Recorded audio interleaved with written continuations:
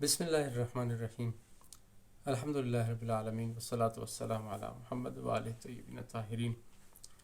عزیزان محترم، سخن بو تراب کے حوالے سے ہمارا جو سلسلہ چل رہا ہے اس میں حکمت نمبر 136 نہج البلاغہ کی، جس میں ہم مولا کے قول کو پڑھتے ہیں کہ وَلِكُلِّ شَيْءٍ زَكَاةٌ وَزَكَاةُ الْبَدَنِ الصِّيَامُ۔ مولا فرماتے ہیں کہ ہر چیز کی ایک زکوٰۃ ہے اور بدن کی زکوٰۃ جو ہے وہ روزے ہیں۔ ایک سوال کریٹ ہوتا ہے انسان کے ذہن میں کہ بھائی زکوٰۃ جو ہے وہ ایک مال، انسان اپنا ایک مخصوص درجے تک آپ کا مال پہنچ جاتا ہے، اس کا ایک نصاب ہے، اس کا ایک مقدار ہے۔ جب اس مقدار پہ آپ اس مال کے مالک بن جاتے ہیں تو اس میں آپ کو یہ کہا جاتا ہے کہ بھائی آپ نے اتنی زکوٰۃ نکالنی ہے۔ اب یہاں روزے سے کیوں تشبیہ دی جا رہی ہے؟ تو اب اس کا جواب جو ہے نہج البلاغہ کے مفسرین سے ہم نے رجوع کیا اور اس کے بعد ہم نے اس کی ڈیٹیل دیکھی تو بہت پیاری سی چیز سامنے آئی۔ وہ یہ کہ دیکھیے، جس طرح سے زکوٰۃ انسان جب زکوٰۃ دیتا ہے تو اگرچہ بظاہر اس میں سے کچھ چیزیں اپنی کم کر رہا ہوتا ہے اپنے مال کی، لیکن وہ بظاہر کم کرنا ایک طرف، لیکن اس کا حقیقتاً اس کا ظاہری فائدہ بھی ہوتا ہے، یعنی مادی فائدہ بھی ہوتا ہے، فائنینشلی بھی وہ بندہ گرو کرتا ہے جب خدا کی راہ میں زکوٰۃ نکالتا ہے۔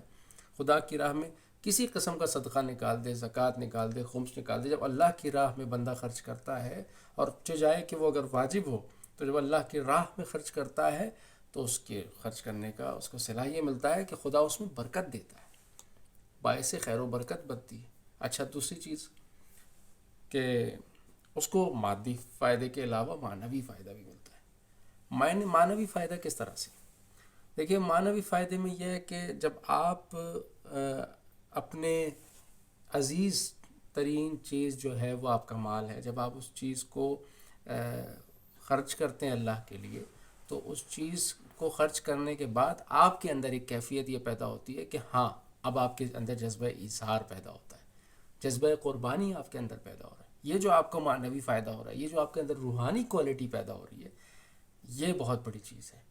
یعنی اب آپ کے اندر معاشرے کے غریب طبقے کا احساس پیدا ہو رہا ہے۔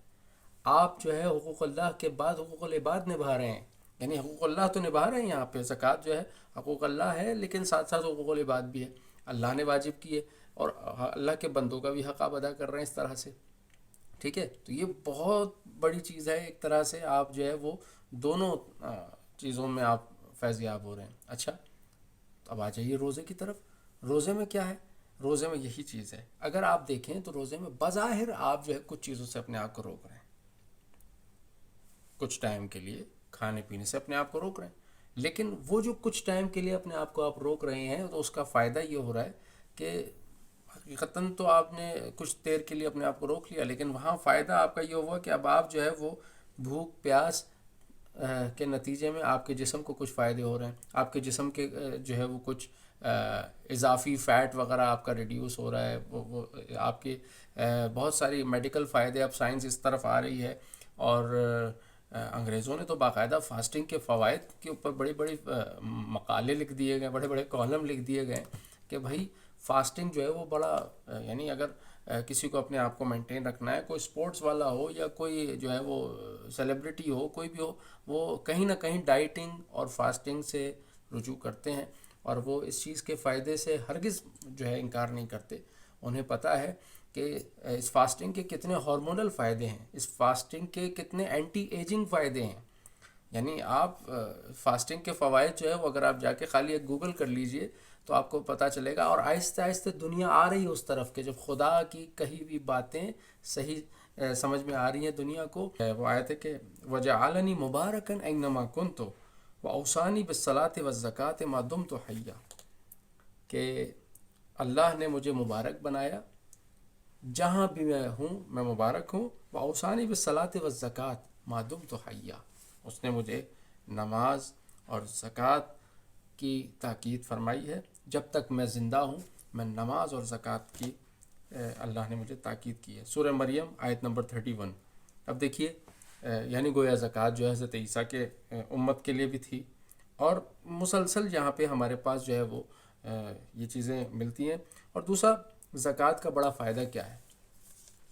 قرآن میں اللہ رب العزت ارشاد فرما رہا ہے سورہ توبہ کی آیت نمبر 103 میں کہ خذ من اموالہم صدقۃ تطہرہم وتزکیہم بہا، اے میرے حبیب ان کے اموال میں سے، ان کے مال میں سے صدقہ لے لیجئے، زکوٰۃ لے لیجئے، تطہرہم وتزکیہم۔